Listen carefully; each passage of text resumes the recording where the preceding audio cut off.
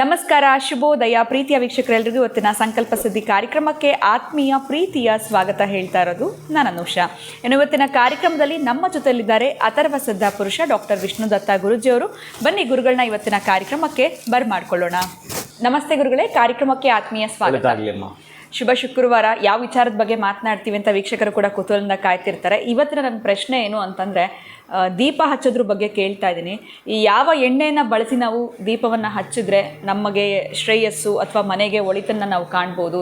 ಸಾಕಷ್ಟು ಜನ ಎಳ್ಳೆಣ್ಣೆ ಬಳಸಬೇಕು ಅಥವಾ ಸಾಸಿವೆ ಎಣ್ಣೆನೋ ಅಥವಾ ನಾರ್ಮಲ್ ಆಯಿಲ್ ಯಾವುದು ಅನ್ನೋದು ಗೊಂದಲದಲ್ಲಿ ಇರ್ತಾರೆ ಅಂತ ಹೇಳ್ಬೋದು. ಈ ವಿಚಾರವಾಗಿ ಹೇಳೋದಾದರೆ ಯಾವ ಎಣ್ಣೆ ಸೂಕ್ತ ಅಂತ ಹೇಳ್ತೀರಾ ದೀಪ ಹಚ್ಚಲಿಕ್ಕೆ ಗುರು? ಓಂ ವಿಶ್ವಸ್ಮೈ ನಮಃ. ಪ್ರೀತಿಯ ಬಂಧುಗಳೇ, ದೀಪದ ಬಗ್ಗೆ ಕೂಡ ಹೌದು, ಹಾಗೆ ಇವತ್ತು ವಿವೇಕಾನಂದರ ಜಯಂತಿಯೂ ಕೂಡ. ಸ್ವಾಮಿ ವಿವೇಕಾನಂದರ ಜಯಂತಿಯ ಶುಭಾಶಯಗಳು ಪ್ರೀತಿಯ ಬಂಧುಗಳೇ. ಏನು ವಿವೇಕಾನಂದರು ಅಂತಂದರೆ, ನಮ್ಮಲ್ಲಿರ್ತಕ್ಕಂಥ ಅವಿವೇಕವನ್ನು ಕಳೆಯೋದೇ ವಿವೇಕ. ಇಷ್ಟು ಸಾಕು ಅನ್ಕೋತೀನಿ. ಯಾಕಂದರೆ ಅವರ ಉದ್ಘೋಷಗಳು, ಅವರ ಕಿಡಿನುಡಿಗಳು ಏನಾದರೂ ಮಾತನಾಡಿದರೆ ಬಹುಶಃ ದಿನಗಳು ಬೇಕಾಗ್ತವೆ.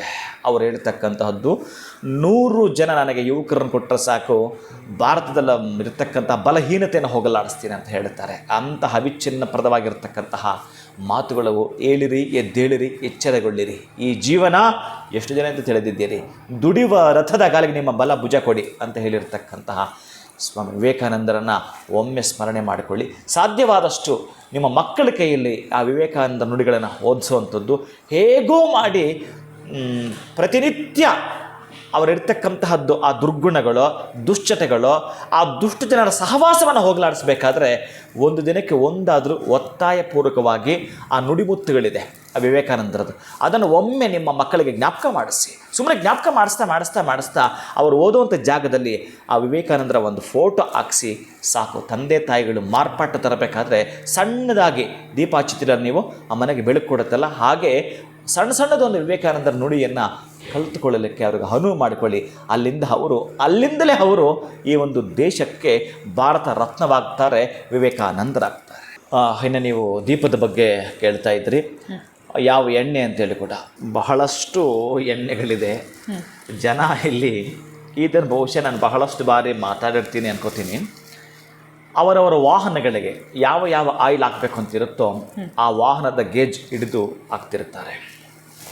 ನಾನು ಆ ಜನಗಳ ಸಮಸ್ಯೆ ಗೇಜ್ ಹಿಡಿದು ಮಾತಾಡೋದಾದರೆ, ಶೀಘ್ರವಾಗಿ ಧನಲಕ್ಷ್ಮಿ ಪ್ರಾಪ್ತಿಗಾಗಿ ಇದು ಆಗಮದಲ್ಲಿ ಬರುವಂಥದ್ದು. ಜ್ಯೋತಿಷ್ಯದಲ್ಲೋ ಮತ್ತಿನ್ನೆಲ್ಲೋ ಬರಲ್ಲ. ಇದು ಶೀಘ್ರವಾಗಿ ಧನ ಪ್ರಾಪ್ತಿಗಾಗಿ ಒಂದು ವ್ರತ ಅಂತ ನಾವು ಮಾಡ್ತೀವಿ ಅನ್ನೋದಾದರೆ, ವ್ರತದ ವಿಧದಲ್ಲಿ ನಾವು ಪೂಜಿಸ್ತೀವಿ ಅನ್ನೋದಾದರೆ, ಈ ಇಡ ಮತ್ತು ಪಿಂಗಳ ಇದ್ದ ಹಾಗೇನೆ ಈ ಹಗಲು ರಾತ್ರಿಗಳಂತ ಎಷ್ಟೋ ಸಲ ಹೋಲಿಸಿ ನಾನು ಮಾತಾಡಿದ್ದೀನಿ. ಇವರು ತುಪ್ಪದ ದೀಪವನ್ನೇ ಹಚ್ಚಬೇಕು. ಧನಲಕ್ಷ್ಮಿ ಪ್ರಾಪ್ತಿಗಾಗಿ ತುಪ್ಪದ ದೀಪವನ್ನು 48 ದಿನಗಳ ಪರ್ಯಂತ ಹಚ್ಚಬೇಕು. ಅಲ್ಲಿ ಧನಲಕ್ಷ್ಮಿ ಸ್ತೋತ್ರ ಅಂತಿದೆ. ಯಾಕಂದ್ರೆ ನಾನು ಇದನ್ನು ನಿತ್ಯ ಪಾರಾಯಣ ಮಾಡ್ತಿರ್ತೀನಿ. ನಾನು ಇದನ್ನು ಕೊಡ್ಬೋದಲ್ಲ ಅಂತ ಅನ್ಕೋತೀನಿ, ಎಷ್ಟೋ ಸಲ ಮರ್ತಿದ್ದೀನಿ. ಅದಕ್ಕೆ ಈ ಪಾರ್ವತಿ ಕೇಳೋದು, ಸ್ವಾಮಿ ಯಾರು ಶಿವನನ್ನು, ಭೂಲೋಕದಲ್ಲಿರ್ತಕ್ಕಂತಹ ಜನಗಳಿಗೆ ಶೀಘ್ರವಾಗಿ ಒಂದಿದ್ದರೆ ಇನ್ನೆಲ್ಲವನ್ನು ಪಡ್ಕೊಳ್ತಾರೆ. ಆ ಒಂದು ಧನವೇ ಪ್ರಾಪ್ತಿ ಆಗಬೇಕಾಗತ್ತೆ ಅವರಿಗೆ. ಅಂತಹ ಧನವೇ ಪ್ರಾಪ್ತಿ ಆಗಬೇಕಾದ್ರೆ ಏನು ಮಾಡಬೇಕು ಅಂತ ಹೇಳ್ತಾರೆ. ಅದಕ್ಕೆ ತುಪ್ಪದ ದೀಪವನ್ನು ನೀವು ಬೆಳಗೋ ಮುಖಾಂತರ ಈ ಧನಲಕ್ಷ್ಮಿ ಸ್ತೋತ್ರವನ್ನು ಹೇಳೋದಾದರೆ, ನಾನು ಮೊದಲೇ ಹೇಳಿದ್ದೀನಿ, ಸ್ತೋತ್ರಮಾಲೆ ಆ್ಯಪನ್ನು ಡೌನ್ಲೋಡ್ ಮಾಡ್ಕೊಳ್ತಾ ಅದರಲ್ಲಿ ಲಕ್ಷ್ಮೀ ಸ್ತೋತ್ರವನ್ನು ನೀವು ತೆಗೆದು ನೋಡ್ತಾರೆ. ಧನಲಕ್ಷ್ಮಿ ಸ್ತೋತ್ರ ಅಂತಿದೆ. ಧನದ ಉವಾಚ ದೇವಿ ದೇವಮುಪಾಗಮ್ಯ ನೀಲಕಂಠ ಮಮ ಪ್ರಿಯಂ ಕೃಪಯಾ ಪಾರ್ವತಿ ಪ್ರಾಹ ಶಂಕರಂ ಕರುಣಾಕರಂ. ದೇವಿ ಉವಾಚ ಬ್ರೂಹಿ ವಲ್ಲಭ ಸಾಧೂನಾಂ ದರಿದ್ರಾಣಾಂ ಕುಟುಂಬಿನಾಂ ದರಿದ್ರಧನ ಲೋಪಾಯ ಮಂಜಶೇವಧನಪ್ರದಂ. ಈಗ ಹೋಗುತ್ತೆ ಅದು. ಇನ್ನು ಗಂಟೆ ಒಂದು 5-6 ನಿಮಿಷ ಆಗುತ್ತೆ. ಇದನ್ನು ನೀವೇನಾದರೂ ಕರೆಕ್ಟಾಗಿ ಹೇಳಿದ್ದೆ ಆದರೆ, ಧನದ ಉವಾಚ ದೇವಿ ದೇವ ಮುಪಾಗಮ್ಯ ನೀಲಕಂಠ ಮಮ ಪ್ರಿಯಂ ಅಂತ ಏನು ಪ್ರಾರಂಭ ಆಗುತ್ತೋ ಈ ಧನಲಕ್ಷ್ಮಿ ಸ್ತೋತ್ರವನ್ನು ಅದು ಪಾರಾಯಣ ಅಭ್ಯಾಸ ಆಗಿಬಿಡಬೇಕು. ಬಹುಶಃ ನನಗಂತೂ ಅದು ಯಾವಾಗ ಪ್ರಾರಂಭ, ಎಷ್ಟು ವರ್ಷಗಳಿಂದ ಮಾಡೋದನ್ನ ಗೊತ್ತಿಲ್ಲ. ನಾನು ಕೆಲವು ಪಾರಾಯಣ ಮಾಡುವಾಗ ಆಕಸ್ಮಿಕ ಒಂದು ಬಿಟ್ಟೋದ್ರೆ ಏನೋ ಮಿಸ್ ಆಯ್ತಲ್ಲ. ಆಮೇಲೆ ನೈವೇದ್ಯದ ಮೇಲೆ ತುಳಸಿ ಹಾಕಲಿಲ್ಲ ಅಂತಂದರೆ ನಾನು ಸ್ಟಾಪ್. ಅರ್ಧ ತಾಸಾದರೂ ಅವನು ತುಳಸಿ ತರ ಕಾಯ್ತಿರ್ತೀನಿ. ಇದು ನನ್ನನ್ನು ನಾನು ಅರ್ಪಣೆ ಮಾಡ್ಕೊಂಡ್ಬಿಟ್ಟಿರ್ತಕ್ಕಂಥದ್ದು. ಹೀಗೆ ನೀವು ತುಪ್ಪದ ದೀಪವನ್ನು ಹಚ್ಚಿ ಧನಲಕ್ಷ್ಮಿ ಸ್ತೋತ್ರ ಹೇಳ್ತಾ ಇರಬೇಕು. ಎಷ್ಟು ದಿನ ಹೇಳಬೇಕು ಗುರುಗಳೇ, ಎಷ್ಟು ದಿನ ಹೇಳಬೇಕು ಗುರುಗಳೇ ಅಂದರೆ ಫಲ ಕೊಡಲ್ಲ. ಹೇಳ್ತಾ ಹೋಗಿ. ನಿಮ್ಮ ಅಕೌಂಟ್ಗೆ ಇವತ್ತು ಬಂದಿದೆ, ನಾಳೇನೋ ಬರುತ್ತೆ, ಎಷ್ಟು ದಿನ ಬರುತ್ತೆ ಗುರುಗಳೇ ಅಂದರೆ ಕಂಟಿನ್ಯೂ ಮಾಡಿ ಗುರುಗಳೇ ಅನ್ನಲ್ವಾ ನೀವು? ಕಂಟಿನ್ಯೂ ನೀವು ನಾವು ಇರೋ ತನಕ ಬೇಕು, ನಮಗೆ ಅಕೌಂಟ್ಗೆ ಬರ್ತಿರ್ಬೇಕು.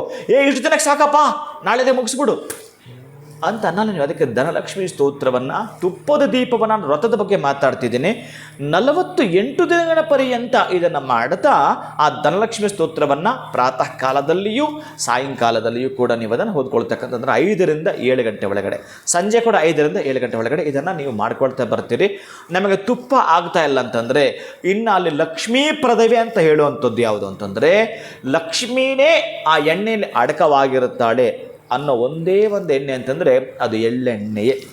ಎಳ್ಳೆಣ್ಣೆ ಬಿಟ್ಟು ಇನ್ನು ಯಾವ ಎಣ್ಣೆ ಅದಕ್ಕೆ ಸ್ವಲ್ಪ ಅದಾಕಿ ಮಿಕ್ಸ್ ಮಾಡೋದು ಇದು ಸಾಧ್ಯವೇ ಇಲ್ಲ. ಈ ಮಿಕ್ಸ್ ಮಾಡೋಂತಕ್ಕಂಥದ್ದು ಯಾರೋ ಮಿಕ್ಸ್ ಮೈಂಡ್ ಅವರು ಅಷ್ಟೇ, ಮಿಕ್ಸ್ ಮೈಂಡ್ ಅವರು ಅಷ್ಟೇ ನಿಮಗೆ ಅದನ್ನು ಹೇಳಬೇಕು. ಬಿಟ್ಟರೆ ಒರ್ಜಿನಲ್ ಆಗಿ ನೀವೇನಾದರೂ ಮಾಡ್ತೀನಿ ಅಂತಂದರೆ ಒಂದು ತುಪ್ಪ, ಆಗಲಿಲ್ವಾ ಎಳ್ಳೆಣ್ಣೆ, ಇಷ್ಟೇ ಆಪ್ಷನ್. ನೀವೇನು ಯಾವ ಎಣ್ಣೆ ಹಾಕಿ ಮನೆಯಲ್ಲಿ ದೀಪ ಹಚ್ಚಿದ್ರೂ ಕಳಂಕವೇ. ಇವೆರಡು ಕಳಂಕರಹಿತವೇ. ಆದ್ದರಿಂದ ಇದಕ್ಕಷ್ಟೇ ನೀವು ಒರ್ಜಿನಲ್ ಆಗಿ, ಇದು ಆಗಮ ಕಾನೂನು ಏನು ನಮಗೆ ತೋರಿಸುತ್ತೋ ಶಾಸ್ತ್ರ ಸಮ್ಮತವಾಗಿರ್ತಕ್ಕಂಥ ಮಾತು, ಅದಕ್ಕಾಗಿ ಇದನ್ನು ಮಾಡಿಕೊಳ್ತಾ ನೀವು ಧನಲಕ್ಷ್ಮಿಯನ್ನು ಮನೆಗೆ ಕರೆದ ಹಾಗೇನೆ, ಧನಲಕ್ಷ್ಮಿ ಬಂದ ಹಾಗೇನೆ. ನನ್ನ ಕರೀತಿದ್ದಾರೆ, ನಾನು ಹೋಗಲೇಬೇಕು ಅಂತ ಬರೋದು ಎಲ್ಲಿ ಗೊತ್ತೇನೋ, ಎಷ್ಟೋ ಪ್ರಯತ್ನ ಪಟ್ಟು ಆಗಲಿಲ್ಲ. ಕೆಲವರಿಗೆ ಎಷ್ಟೆಷ್ಟೋ ಮಾಡಿರ್ತಾರೆ ಹಾಗಿರುತ್ತೆ, ಇನ್ನು ಕೆಲವರಿಗೆ ಇದು ಸಾಧ್ಯ ಇರುತ್ತೆ. ಇದು ಬಹುಶಃ ನನಗೊಂದು ಇಂಡಿಕೇಶನ್ ಕೊಟ್ಟಿದ್ದನ್ನು ಹೇಳು ಅಂತ ಹೇಳಿದರೆ 10 ಜನಕ್ಕೆ ಇದು ಉಪಯೋಗ ಆಗಲಿ ಅಂತಲೇ ನನಗೆ ಲಕ್ಷ್ಮಿ ಹೇಳಿರ್ತಾಳೆ, ನಾನು ನಿಮಗೆ ಇದನ್ನು ಹೇಳಿರ್ತೀನಿ. ಖಂಡಿತ ಗುರುಗಳೇ, ಇವತ್ತು ಶುಕ್ರವಾರ ಆಗಿರೋದ್ರಿಂದ ಭಾಳ ಸೂಕ್ತವಾಗಿರುವಂಥ ವಿಚಾರದ ಬಗ್ಗೆ ತಿಳಿಸ್ಕೊಟ್ರಿ. ಎಷ್ಟು ಬಾರಿ ಹೇಳಿದ್ರು ಒಂದು ಗೊಂದಲ ಅಂತೂ ಇದ್ದೇ ಇತ್ತು ಪ್ರತಿಯೊಬ್ಬರಿಗೂ. ಇನ್ನು ಎಳ್ಳೆಣ್ಣೆ ಜೊತೆಗೆ ತುಪ್ಪದಲ್ಲಿ ಯಾವುದೇ ರೀತಿಯಾಗಿರುವಂಥ ದೋಷ ಇಲ್ಲ ಅನ್ನೋದ್ರ ಬಗ್ಗೆ ಫುಲ್ ಕ್ಲಾರಿಟಿ ಕೊಟ್ಟಿದ್ದೀರಾ. ಬಹಳ ಧನ್ಯವಾದಗಳು ತಮಗೆ. ನಮಸ್ಕಾರ ಗುರು. ಹರೇ ಶ್ರೀನಿವಾಸ. ಸೊ ತುಂಬ ಜನಕ್ಕೆ ಈ ಅನುಮಾನ ಇತ್ತಲ್ವಾ, ಯಾವ ಎಣ್ಣೆಯಿಂದ ನಾವು ದೀಪ ಹಚ್ಚಿದ್ರೆ ಧನಲಕ್ಷ್ಮಿನ ಬರ್ಮಾಡ್ಕೊಳ್ಬಹುದು. ಇನ್ನು ನೀವು ಧನಲಕ್ಷ್ಮಿ ಸ್ತೋತ್ರವನ್ನು ಹೇಗೆ ಪಠನೆ ಮಾಡಬೇಕು ಅನ್ನೋದ್ರ ಬಗ್ಗೆ ಕೂಡ ಗುರುಗಳು ತಿಳಿಸ್ಕೊಟ್ಟಿದ್ದಾರೆ. ಇನ್ನು ಎಳ್ಳೆಣ್ಣೆ ಅಥವಾ ತುಪ್ಪದಿಂದ ನೀವು ಪ್ರತಿನಿತ್ಯ ದೀಪವನ್ನು ಹಚ್ತಾ ಬಂದರೆ ಖಂಡಿತವಾಗ್ಲೂ ಒಳಿತನ್ನು ನೀವು ಜೀವನದಲ್ಲಿ ಕಾಣ್ತೀರಾ ಅಂತ ಹೇಳ್ತಾ ಇವತ್ತಿನ ಕಾರ್ಯಕ್ರಮವನ್ನು ಮುಗಿಸುವಂತಹ ಸಮಯ ಆಗಿದೆ. ನಮಸ್ಕಾರ.